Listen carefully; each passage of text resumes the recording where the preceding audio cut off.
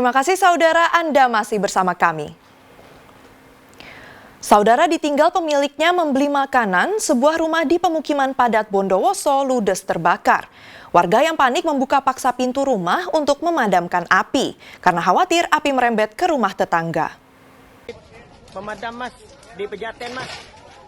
Rumah Sumini, 52 tahun di desa Pejaten Bondowoso dilalap api Sabtu sore. Saat pertama kali diketahui warga, api sudah membesar dan membakar ruang tengah rumah sederhana itu. Warga panik sebab khawatir api merembet ke rumah di sebelahnya. Apalagi warga tidak bisa segera melakukan pemadaman sebab rumah dalam kondisi terkunci. Warga akhirnya memaksa membuka pintu agar segera bisa memadamkan api.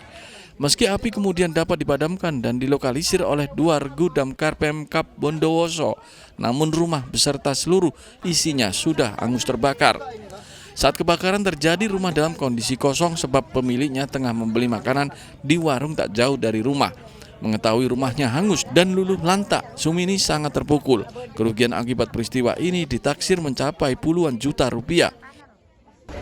Saat kejadian, Ibu Sumini pulang dari kerja, terus keluar untuk beli makanan kecil. Selama proses keluar rumah itu, laporan dari tetangga kalau terjadi kebakaran di rumah. Dari kejadian itu sekitar jam 4 langsung menghubungi damkar. Alhamdulillah damkar langsung menuju ke lokasi dengan 3 armada. Belum diketahui penyebab kebakaran, namun diduga akibat korsleting listrik. Setelah peristiwa itu, Sumini sementara tinggal di rumah kerabatnya. Tommy Iskandar melaporkan dari Bondowoso. Saudara, banjir bandang menerjang Kecamatan Banyakan, Kabupaten Kediri, Jawa Timur. Derasnya air banjir juga menghanyutkan barang-barang warga yang rumahnya terendam. Banjir bandang menerjang sejumlah rumah di Desa Tiron, Kecamatan Banyakan, Kabupaten Kediri. Banjir bandang terjadi akibat luapan sungai Bendomongal. Saat hujan deras terjadi membuat penampang sungai tak kuat menerima derasnya air hingga mengakibatkan air meluber ke rumah-rumah warga. Akibat diterjang banjir bandang, 10 rumah terendam air setinggi setengah meter. Banjir bandang itu juga merusak dan menghanyutkan barang-barang milik warga. Banjir bandang ini merupakan kali kedua dari kejadian yang sama terjadi pada 1 bulan lalu. Gimana mas kejadiannya? Ya enggak tahu air datang langsung besar gitu.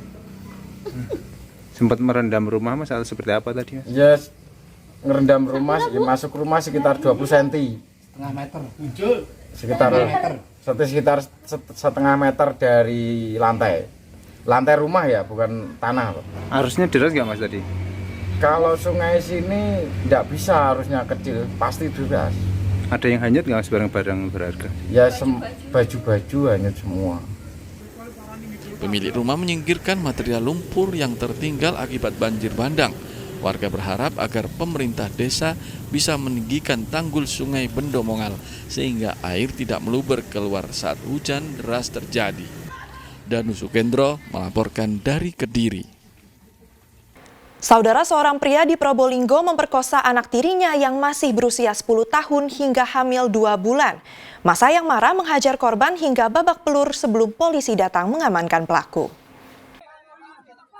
Puluhan warga dari 2 desa termasuk desa asal ayah kandung korban mencari AS yang sempat menghilang usai ketahuan memperkosa anak tirinya yang masih berusia 10 tahun hingga hamil 2 bulan. Amarah warga tak terbendung saat mengetahui AS di lokasi persembunyiannya.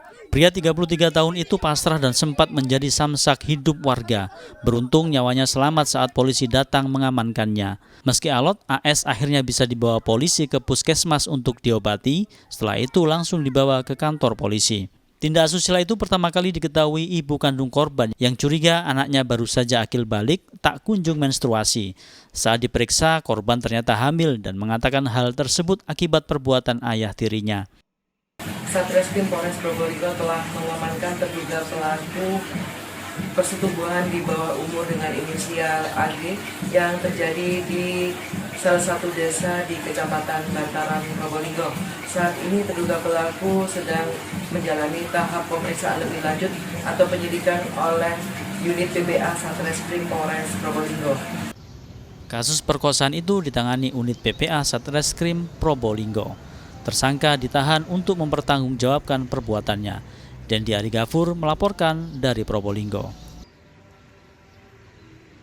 Wabah penyakit mulut dan kuku atau PMK di Lamongan terus melonjak. Sebanyak 527 ekor sapi dinyatakan suspek. Informasi selengkapnya usai jeda pariwara berikut ini.